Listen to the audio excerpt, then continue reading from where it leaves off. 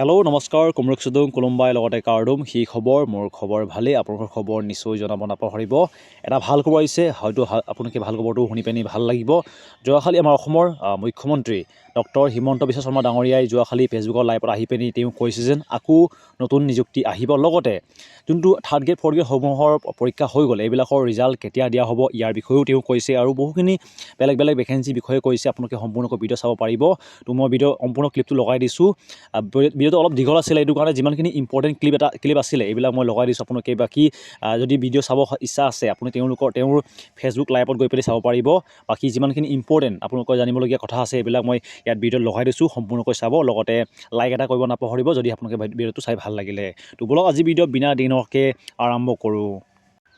আৰু মই বিশ্বাস কৰোঁ আমাৰ অসমৰ যুৱ প্ৰজন্মই অসমখনক আশা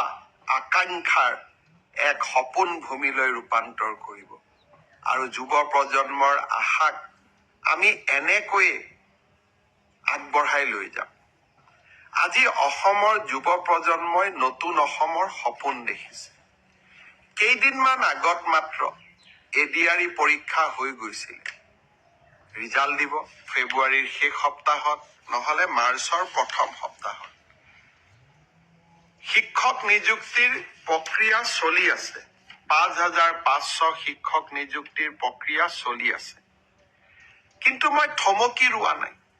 ৫,৫০০ নিযুক্তিৰ প্ৰক্ৰিয়া চলি থকাৰ সময়তে নতুনকৈ আকৌ ৪,৫০০ পদৰ আমি বিজ্ঞাপন দিলো এটা এডিআৰই পৰীক্ষাৰ ফলাফল দিম আৰু লগে লগে নতুন পদৰো আমি বিজ্ঞাপন মুকলি কৰি দিম আশা স্তব্ধ হ'ব নোৱাৰে আমাৰ সপোনবিলাকক আমি পম খেদি থাকিম আৰু যিসকলে চৰকাৰী কৰ্মসংস্থাপন নাপাব তেওঁলোকৰ কাৰণে মুখ্যমন্ত্ৰীৰ আত্মনিৰ্ভৰ অসম ছেমি কণ্ডাক্টৰৰ দৰে অজস্ৰ উদ্যোগ আমি সকলোৰে বাবে এখন সপোনৰ অসম ভূমি আমি নিৰ্মাণ কৰিম নতুন বছৰৰ আৰম্ভণিতে অলপ আশাৰ কথা কৈছো অসমত নিৰাশাৰ কথা কোৱা মানুহ বহুত আছে